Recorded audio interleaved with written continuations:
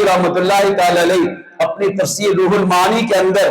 اس لیلۃ مبارکہ برکت والی رات سے مراد کیا ہے آپ فرماتے ہیں لوگوں شب برات انتہائی اہم رات ہے۔ شب برات کو اللہ نے بے شمار مقامات سے نوازا ہے۔ شب برات کے 4 نام ہیں۔ آپ فرماتے ہیں شب برات کا پہلا نام یہ ہے وَتُسَمَّى لَيْلَةُ الرَّحْمَةِ، اللہ نے اس رات کا نام رحمتوں والی رات رکھا ہے۔ جب اس کی وجہ تسمیہ پوچھی گئی کہ شب برات کو رحمتی والی رات کیوں کہتے ہیں، علامہ آلوسی فرماتے ہیں شب برات کو رحمتوں والی رات اس لیے کہا جاتا ہے کہ اس مبارک رات میں غروب آفتاب سے لے کر صبح صادق کے طلوع ہونے تک اللہ تعالیٰ کی خاص رحمتیں اس کے بندوں پر برستی رہتی ہے۔ فرمایا بثانیہا، اس مبارک رات کا دوسرا نام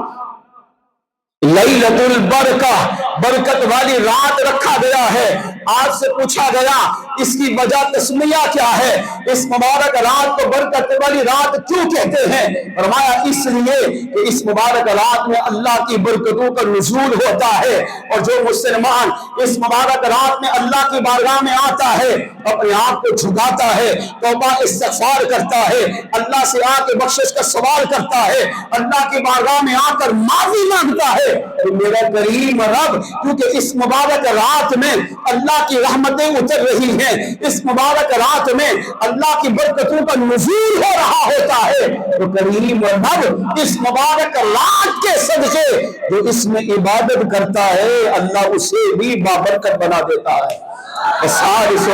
فرماتے ہیں تیسری وجہ یہ ہے کہ اللہ پاک نے لیلۃ السقی اس مبارک رات کا ایک نام رکھا، یہ بخشش والی رات ہے۔ آپ سے پوچھا گیا اس کو بخشش والی رات کیوں کہا جاتا ہے؟ علامہ آلوسی تفسیر روح المعانی کے اندر کہتے ہیں، فرماتے ہیں لوگوں اس مبارک رات کا ایک نام بخشش و مغفرت والی رات ہے کیونکہ یہ وہ رات ہے جس میں رب کی رحمت بھی برس رہی ہے، اللہ کی برکتوں کا نزول بھی ہو رہا ہے، کرم و فضل کی بارش بھی ہو رہی ہے۔ اس رات کو بخشش کی رات اس لیے کہا جاتا ہے کہ جو بندہ اس مبارک رات میں جاگتا ہے، اللہ کی عبادت کرتا ہے، اللہ کو راضی کرنے کی کوشش کرتا ہے، توبہ استغفار کرتا ہے، اللہ کریم اس مبارک رات کے صدقے اس کی بے حساب بخشش و مغفرت کا اعلان فرما دیتا ہے۔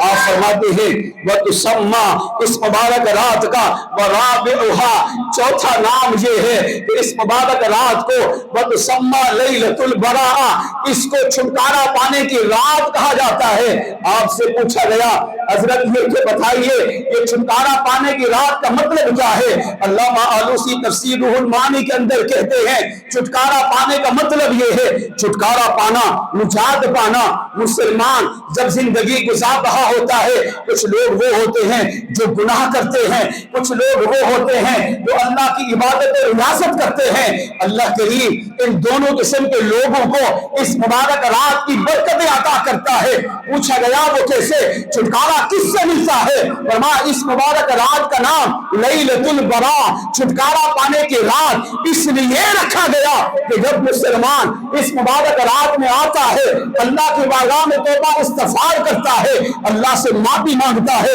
اللہ کی بارگاہ میں گریہ زاری کرتا ہے، اپنی زمین نیاز کو رب کی بارگاہ میں جھکا دیتا ہے تو اللہ فرماتا ہے میرے بندے تیرا کام میری بارگاہ میں آنا تھا، میں نے اس رات کو چھٹکارا پانے کی رات بنایا ہے، جس کا مطلب یہ ہے کہ اس رات میں عبادت کرنے والے کو اللہ قبر کے عذاب سے بھی چھٹکارا عطا کر دیتا ہے، اور کریم رب اس مبارک رات کی برکت سے اسے جہنم سے بھی چھٹکارا عطا فرما دیتا ہے۔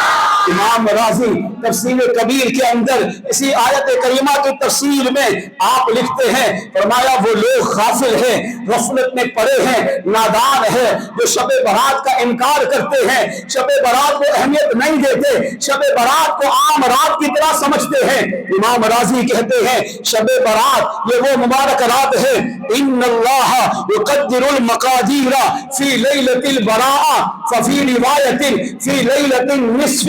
من شعبان، امام راضی کہتے ہیں شب برات یہ وہ مبارک رات ہے جس کے اندر اللہ مخلوقات کی تقدیر کے فیصلے کرتا ہے۔ میرا یہ بندہ اس سال سے لے کر اگلے شعبان تک کیا زندہ رہے گا، کیا مرے گا؟ اگر زندہ رہے گا اسے غم کتنے ملے گے، خوشی کتنی ملے گی؟ اگر یہ مرے گا تو اس کی موت اچھی موت آئے گی، بری موت آئے گی، ایمان پر مرے گا یا معاذ اللہ کفر پر خاتمہ ہوگا۔ اس رات میں یقدر المقادیر، اللہ تقدیر کے فیصلے کرتا ہے۔ فرمایا فَإِذَا كَانَ لَيْلَةُ الْقَدْرِ يُسَلِّمُهَا إِلَىٰ أَرْبَابِهَا، پھر جب شب قدر رمضان کی 27ویں شب تشریف لاتی ہے تو اللہ کریم اس بندے کا نام اعمال يُسَلِّمُهَا إِلَىٰ أَرْبَابِهَا، اللہ کریم فرشتوں کے حوالے کر دیتا ہے۔ پھر اس فرشتے اس کے نام اعمال میں جو کچھ لکھا جاتا ہے اللہ کریم پوری رات کا فیصلہ شب برات میں کر دیتا ہے۔ امام راضی کہتے ہیں وفی ان اللہ یقدر فی لیلۃ البراء للآجال والارزاق، فرمایا لوگوں شب برات عام رات نہیں ہے، اس رات میں زندگی موت کا فیصلہ ہوتا ہے، زندگی ملے گی یا نہیں، موت آئے گی کس حال میں آئے گی، اس کا فیصلہ شب برات میں کیا جاتا ہے۔ آگے فرماتے ہیں وفی لیلۃ البراء فیکتب فیہا اسمہ من یموت ویسلم الی ملک الموت، فرمایا اس مبارک رات میں اللہ نامہ اعمال فرشتوں کے حوالے کرتا ہے۔ پھر ایک نامہ اعمال ایک صحیفہ وہ ہوتا ہے جس کے اندر لکھا ہوتا ہے من یموت، اس مبارک رات میں لکھا جاتا ہے کہ کون اس آنے والے سال میں مرے گا، انتقال کس کا ہوگا،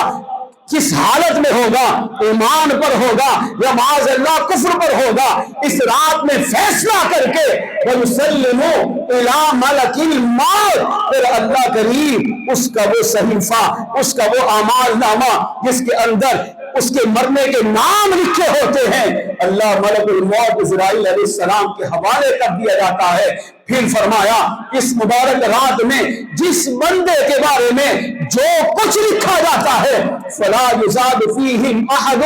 ولا ینقص منہ، پھر پورا سال تک اس کے اندر نہ کمی کی جاتی ہے نہ زیادتی کی جاتی ہے، بلکہ جو لکھا جاتا ہے تو انسان کو اسی کے مطابق زندگی گزارنی ہوتی ہے۔ امام راضی چوتھے نمبر پر لکھتے ہیں فرماتے ہیں وہ مسلمان خوش نصیب ہوتا ہے جو شب برات میں اللہ کی بارگاہ میں حاضر ہو کر عبادت کرتا ہے، ریاضت کرتا ہے، اپنے آپ کو جھکاتا ہے، اللہ کی بارگاہ میں معافی مانگتا ہے، توبہ استغفار کرتا ہے، اللہ کریم اس کے بارے میں اس مبارک رات میں اچھے فیصلے لکھوا دیتا ہے۔